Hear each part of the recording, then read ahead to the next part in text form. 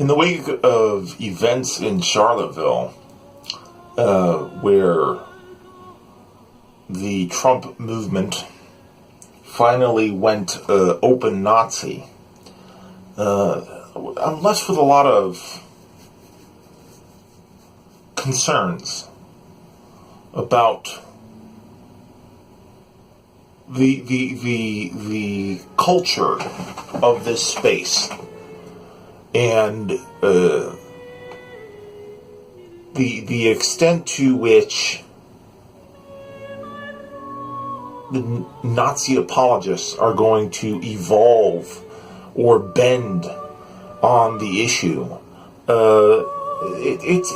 It's somewhat disappointing to spend all this time with all this goalpost moving by people like Sargon of Akkad and Dave Rubin, who kept on moving the goalpost. Oh, they're not Nazis. Oh, they're Nazis. Oh, they're not violent. Oh, they're violent. Oh, well, at least they didn't kill anyone. Oh, they killed somebody. Well, what was that person doing? Oh, well, they only killed one person. Muslims have killed so many people.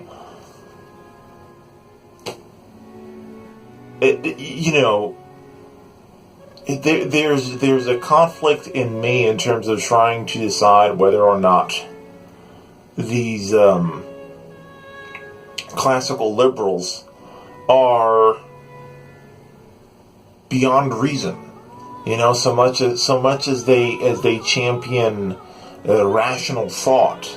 I don't think anybody can look at the events in Charlottesville and not feel that there is an imminent danger of escalation that has occurred. I think that no rational person could look at the protest in Charlottesville and not say the word Nazi.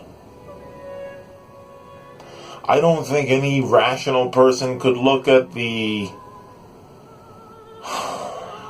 terror attack in Charlotte, where one of the protesters was killed in a road rage incident, supposedly, because the media can't call Rightwing terrorism terrorism.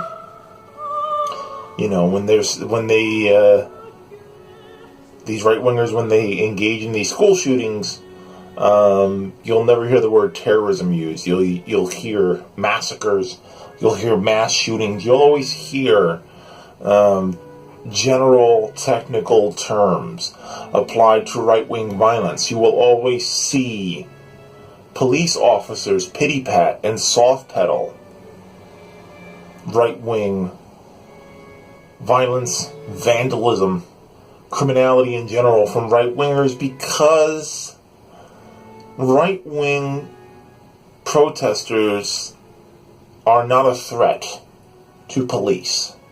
Right-wing protesters, like the alt-righters in Charlottesville, are pushing for a police state, even more so than the one that we already exist in.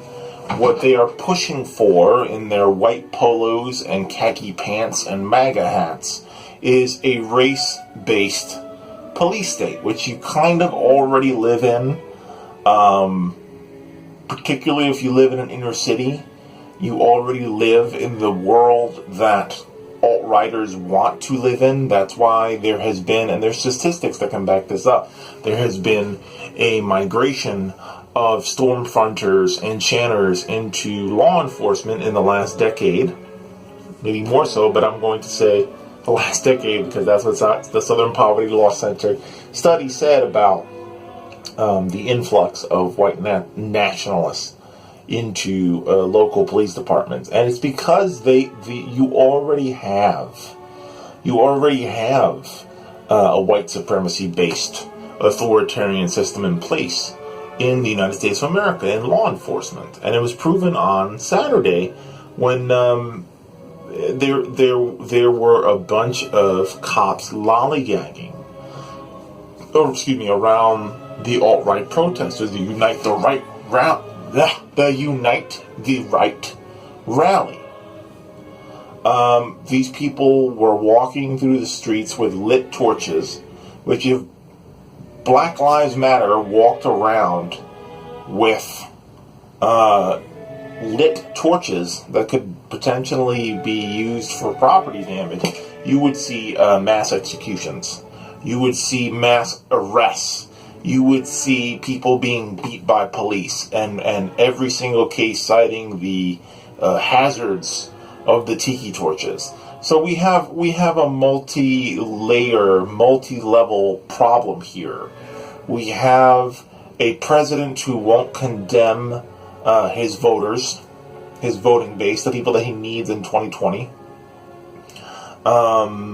So we're not going to get any federal action against these people. We might actually get a classification of Antifa as terrorists before we get any sort of pushback from the federal government against these white terrorists. And then on the level of local enforcement, law enforcement, we have the problem of infiltration. We have the problem of provocateurs dressing up like Antifa and infiltrating the movement and committing felonies to create bad press. There were Ant-Man, Ian Miles Chong was on Twitter parroting Poll, the 4chan Nazi message board. I think it's 4chan.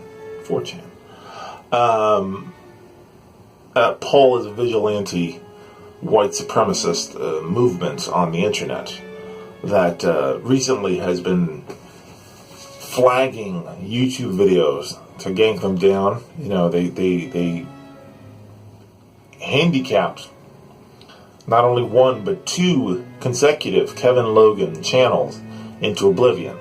They thankfully he got one of the channels back, but I mean he shouldn't have been forced out of his first channel in the first place.